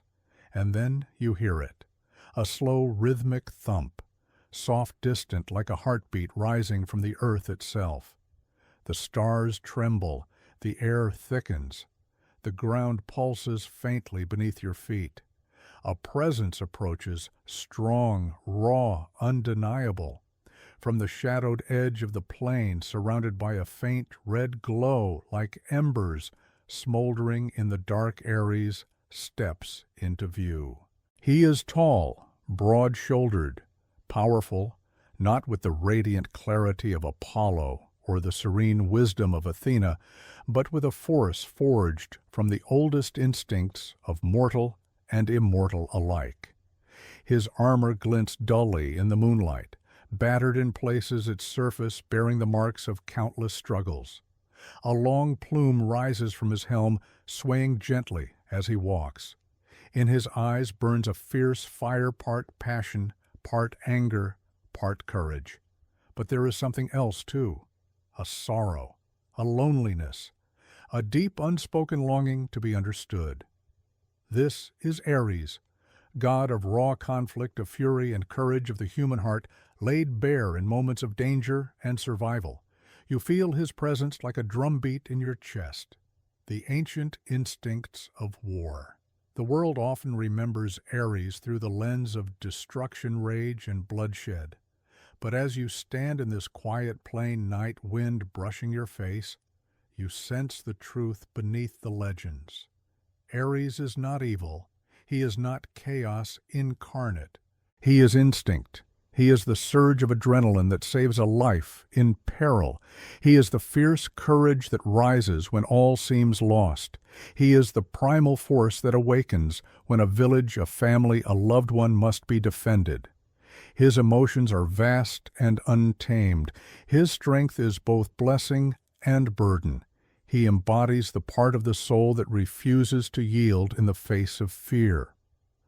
Where Athena represents strategic war, measured, thoughtful, restrained Ares is the pulse beneath strategy, the fire that gives warriors their spark, the raw and vulnerable edge of conflict.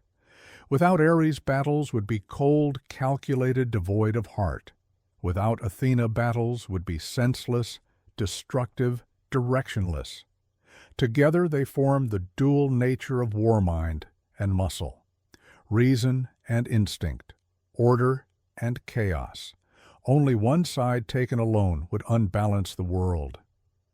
Ares's symbols, the pulse of conflict. As Ares steps closer, the plane around you begins to shift. Symbols of his essence rise from the shadows like memories forming their shapes. The spear. His spear glows faintly, its tip sharp and bright. It represents not murder, but the readiness to act, to protect, to defend, to stand firm. The shield marked and weathered, his shield bears scars of battles fought not only for glory, but for honor, survival, and duty. The vulture and dog creatures of battlefield instinct, they accompany him not as omens of doom, but as symbols of loyalty, protection, and the raw energy of life meeting death. The torch, a flickering red flame that casts dancing shadows across the plain, symbol of passion, blood, and the burning emotions that fuel both destruction and creation. These symbols reveal Ares not as a villain, but as a reflection of humanity's most ancient and intimate struggles. The emotional landscape of Ares. You watch him stand in the moonlight, shoulders tense, jaw set, eyes flickering like candle flames, caught in turbulent wind. War for Ares is not an intellectual exercise. It is an emotional storm.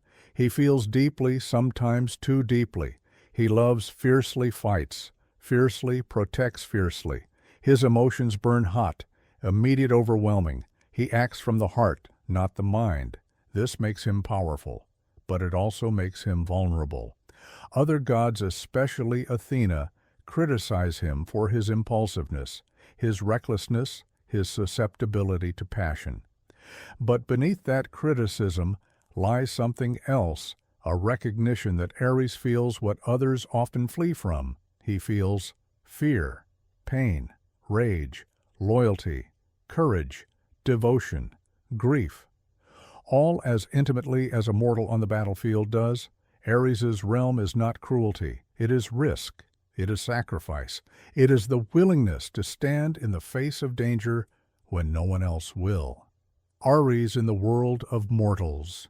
You see visions, now faint silhouettes flickering on the plain around you.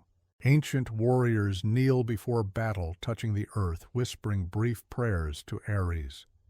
Give me courage, give me strength, give me the will to protect those I love. They do not seek his rage, they seek his heart. Farmers pray to him in times of danger. Travelers whisper his name when walking alone at night. Cities invoke him to guard their walls. Parents call on him when danger threatens their children. Ares is not only the god of war, but the god of vigilance, the readiness to rise, to act, to defend. In times of peace, he stands at the edge of cities, watching like a silent guardian. The soft humanity. Beneath the armor, Ares lowers his spear. The night wind quiets. The plains fall still. He removes his helm, and you see the weariness in his eyes, the exhaustion of centuries spent embodying conflict, absorbing the fear and fury of humanity, enduring the scorn of gods who misunderstand him. In this moment, Ares does not look like a destroyer. He looks like a soul who carries far more weight than others see. He longs for honor. He longs for recognition of the deeper purpose behind his existence. He longs to be seen not just as a storm, but as the heart within the storm. For Ares is not rage. He is the courage that rises inside rage. He is not destruction. He is the strength that defends against destruction. He is not chaos. He is the heartbeat of those who stand their ground. The drumbeat fades. Ares begins to walk away, his red aura dimming into a softer glow. The ground's trembling eases. The stars brighten once more, shimmering gently like dew on distant fields. The war god pauses at the edge of the plain, turning his head slightly, one final glance filled with quiet understanding. He is not a god of peace, but he understands peace better than most, for he knows what it takes to protect it. As the night softens around you, the heat of his presence fades into a cool, soothing breeze.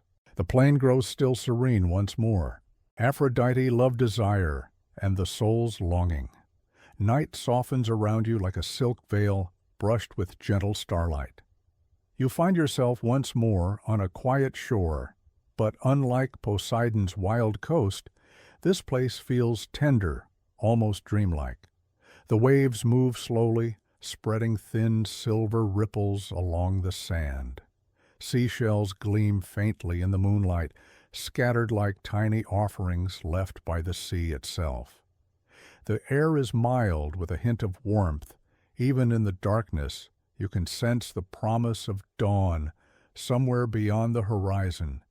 You stand at the edge of the water, and for a long, tranquil moment, nothing happens. Just the hush of waves, just the sigh of the tide, just the gentle rhythm of the world breathing. Then, far out on the surface of the sea, a soft glow begins to gather. It swirls like mist, catching moonlight, delicate, shimmering pale gold and rose.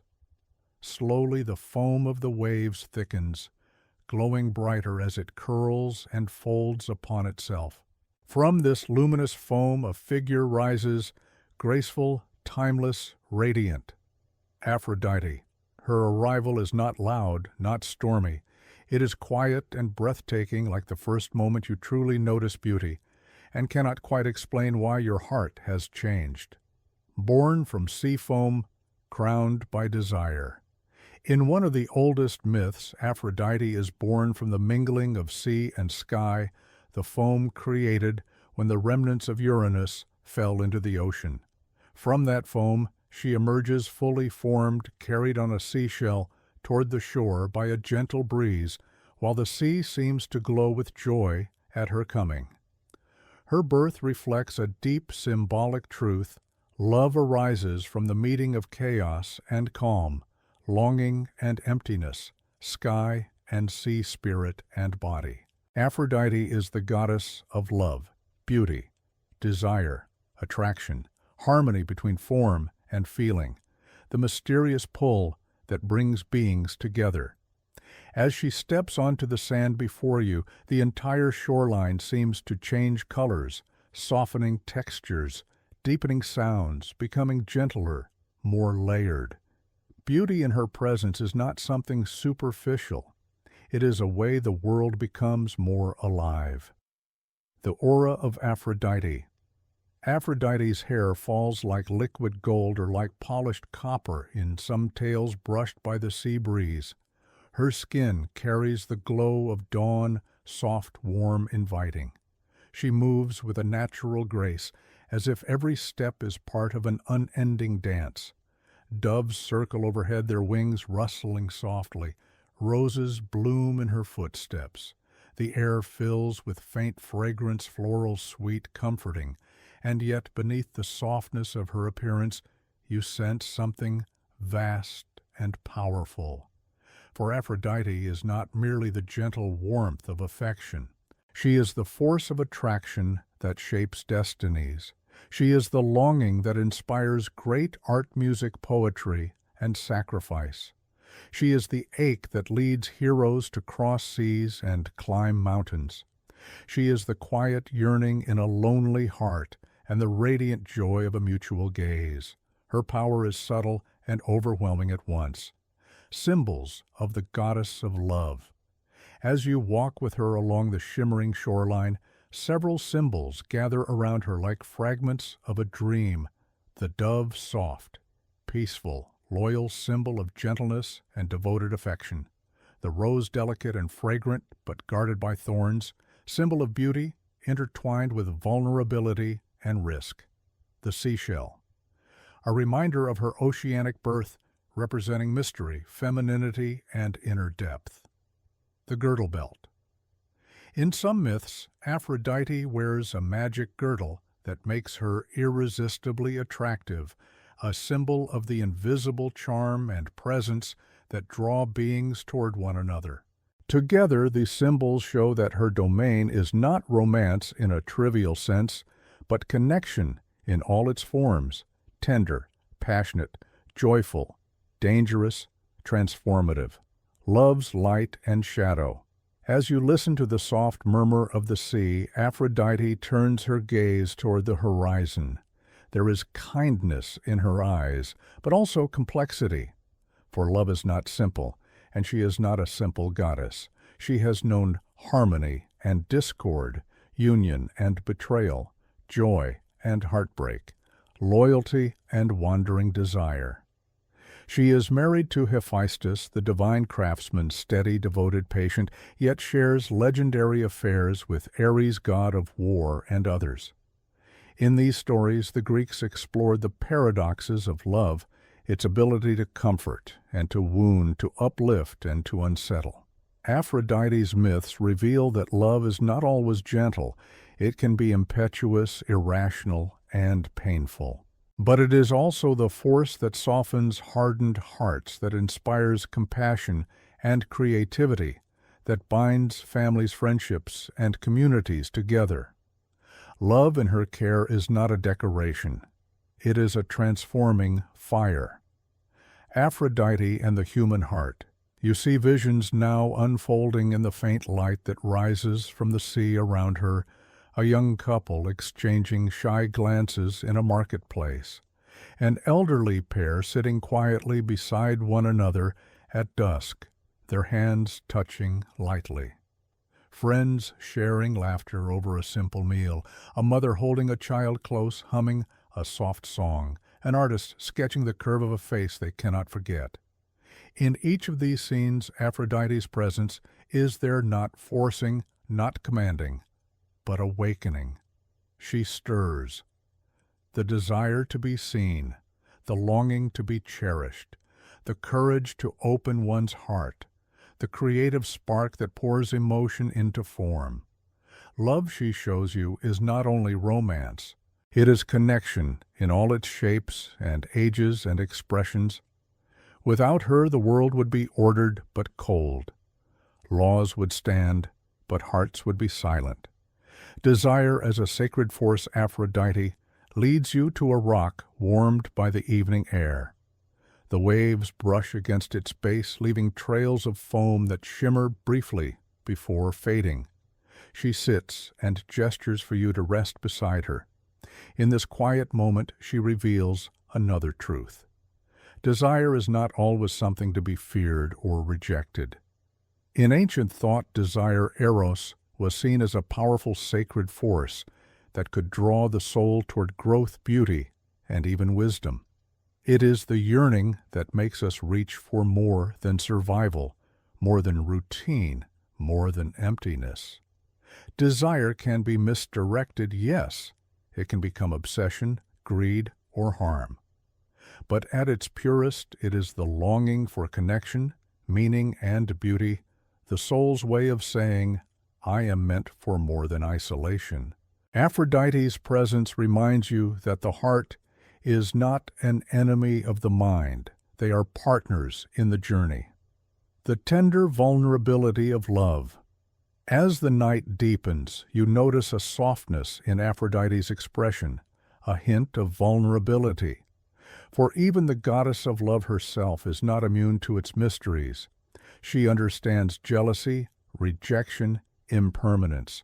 She knows that what is cherished can be lost. She has watched mortals fall in love, change, grow apart, find one another again, or walk separate paths. Yet she does not despair. Love, she knows, is not defined by whether it lasts forever in outward form. It is defined by how deeply it shapes the soul. Every love, joyful or painful, brief or lifelong, leaves a trace of tenderness and wisdom behind. That is her gift. A shoreline between worlds. The sea grows calmer, as if settling into sleep. Aphrodite stands once more, her form bathed in soft starlight. Doves circle lazily overhead, then drift away toward distant, unseen lands, where other hearts are waiting to awaken. She steps back toward the waves, and the foam rises to meet her feet, like an adoring tide.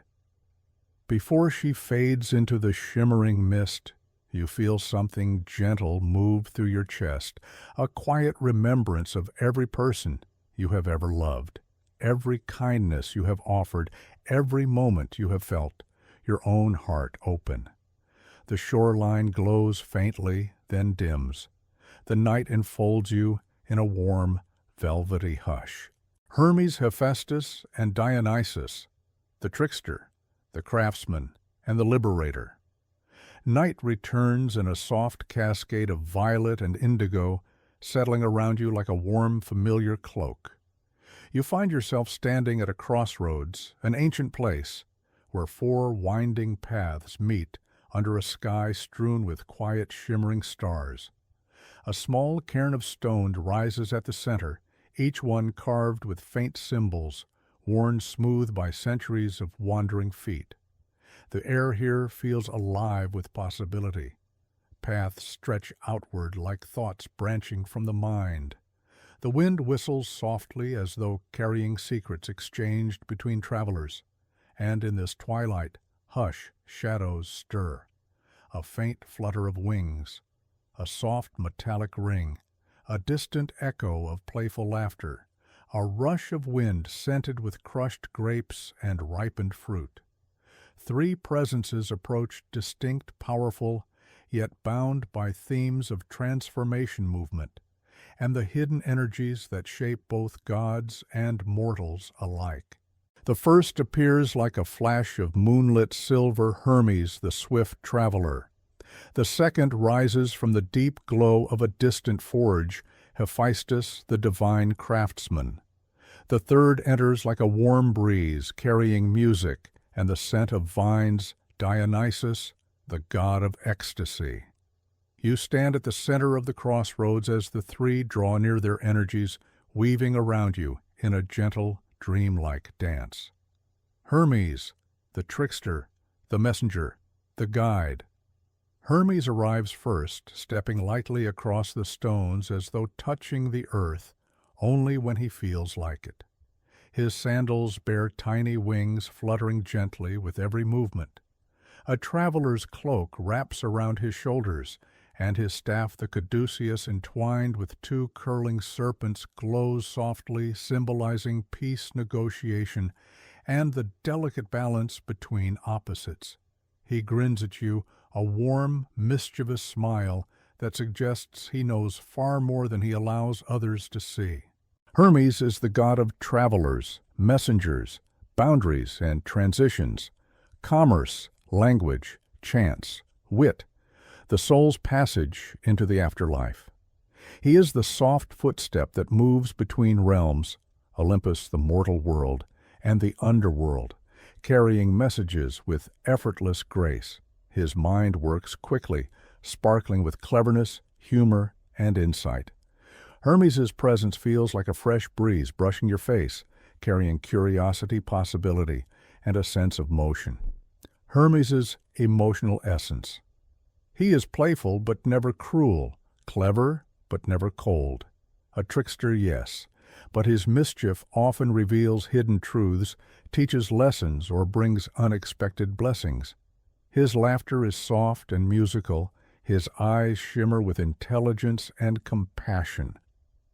Hermes reminds you that life is full of crossroads, moments of choice, transition, and change, and that moving through them requires not only wisdom, but curiosity and courage. Hephaestus, the divine craftsman, maker of wonders. A warm glow rises beside you as though a small sun has awakened near the horizon. From this molten light, Hephaestus steps forward, solid, strong, gentle. His clothes bear the marks of the forge, darkened ash, faint scorch marks, golden sparks that flicker then fade. His hands are powerful, shaped by labor yet precise and capable of astonishing delicacy. In his eyes burns a deep, steady flame, not fierce, not wild, but warm and enduring, like a hearth that has burned in the same place for generations. Hephaestus is the god of craftsmanship, blacksmithing, metalwork, invention, creative fire, labor, the beauty born from struggle. He forged the weapons of the gods, Zeus's thunderbolt, Athena's armor, Achilles' shield, and crafted automatons, palaces, jewelry, and mechanisms of breathtaking design.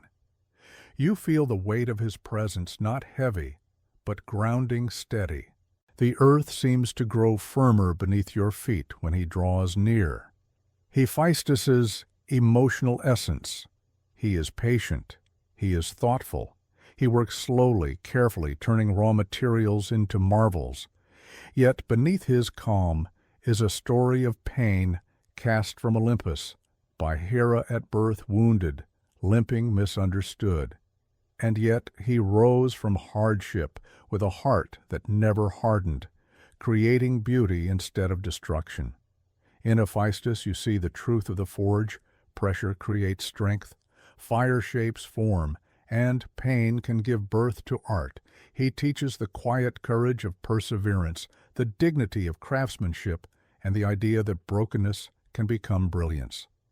Dionysus, the Liberator, the god of ecstasy and transformation. Suddenly the air warms and a soft music ripples through the night, pipes, drums, laughter, the gentle rustling of leaves stirred by invisible dancers. From the shadows of the vine-wrapped path, Dionysus appears. His hair flows like dark wine, his eyes bright with strange, joyful wisdom. A wreath of ivy crowns his head. His robe is loose, flowing, scented with sweet fruit and wild forests. He carries a tall staff, the thyrsus, wrapped in ivy and tipped with a pine cone symbol of liberation, intuition, and ecstatic release. Dionysus is the god of wine, ecstasy, theater, ritual madness, transformation, freedom from constraint, joy and sorrow intermixed. He embodies the part of the soul that breaks free from rigid boundaries, that dances, sings, mourns, celebrates, and feels deeply. Dionysus's emotional essence. He carries lightness and gravity intertwined. He is joyful, but not frivolous, loving but not naive, liberating but not reckless. Dionysus understands how deeply humans yearn to step outside themselves, to taste freedom, to express emotion without fear, to dissolve into music, movement, connection. He is the god who teaches that vulnerability is a gateway to transformation. The three gods together movement, creation and release. Standing together, the trio forms a symbolic arc of human experience. Hermes movement, communication, transition, Hephaestus, creation, perseverance, craftsmanship, Dionysus, transformation, emotion liberation. Each of them guides a different path of the soul. The path of the mind's agility, the path of the hand's creation, the path of the heart's release. Hermes bridges worlds. Hephaestus builds worlds. Dionysus transforms worlds. Together they show that life is not only order and reason, but motion, creativity, and passion. A gentle closing at the crossroads. The night deepens once more. Hermes lifts his staff. Hephaestus returns to his glowing forge. Dionysus disperses into moonlit laughter carried on the wind. You stand again at the crossroads, feeling the faint echoes of their presence, a breeze brushing your cheek, a warmth beneath your feet, a flutter of joy in your chest. Every choice you will ever make lies somewhere along one of these paths, guided by wit, shaped by work, transformed by emotion. The night softens and the stars shimmer like lanterns hung along the road of myth. The meaning of Olympus, archetypes, lessons, and the enduring power of the gods. The night draws its final curtain around you, deep, velvety, and luminous, with a soft scattering of distant stars. The air is still carrying a calm that feels ancient, as though the world itself is exhaling after a long, wandering journey. You find yourself standing once more upon the slopes of Mount Olympus, but now the mountain feels different, not as a battleground of gods or a cradle of mythic birth, but as a quiet summit of understanding. Moonlight rests over the palaces and marble halls, falling like a gentle blessing. Torches flicker softly in bronze sconces, their flames waver in slow, rhythmic dances. A cool breeze glides along the terraces, carrying the faint fragrance of olive trees, wild herbs, and distant sea air. The gods you have visited one by one seem present here in subtle ways. A gentle rumble beneath the earth recalls Hades. A silvery beam of moonlight feels like Artemis. A warm golden glow reminds you of Apollo. A soft pulse in the air echoes Zeus. The scent of roses and foam whispers Aphrodite. A faint metallic hum belongs to Hephaestus. A rustling of feathers evokes Hera. A shift in the wind carries Hermes. The memory of trembling earth nods to Poseidon. A hint of olive leaves recalls Athena. A distant drumbeat murmurs Ares. A swirl of laughter reminds you gently of Dionysus. All of them together form the living tapestry of Olympus. And under this star-filled sky, you begin to understand the deeper meaning of these ancient gods, these timeless archetypes that have shaped stories, cultures, and imaginations for thousands of years. The archetypes of the human spirit. Every god embodies a facet of existence, a mirror of something within you. Zeus, order, and sacred authority. He represents the desire for justice, structure, and harmony, the instinct that seeks to bring balance to chaos.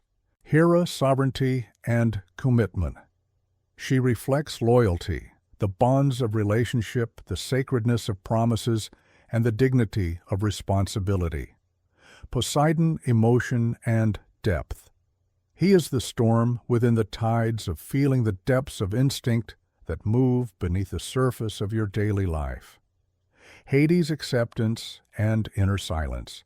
He mirrors the part of you that honors transitions, endings memory, and the quiet truths you carry within.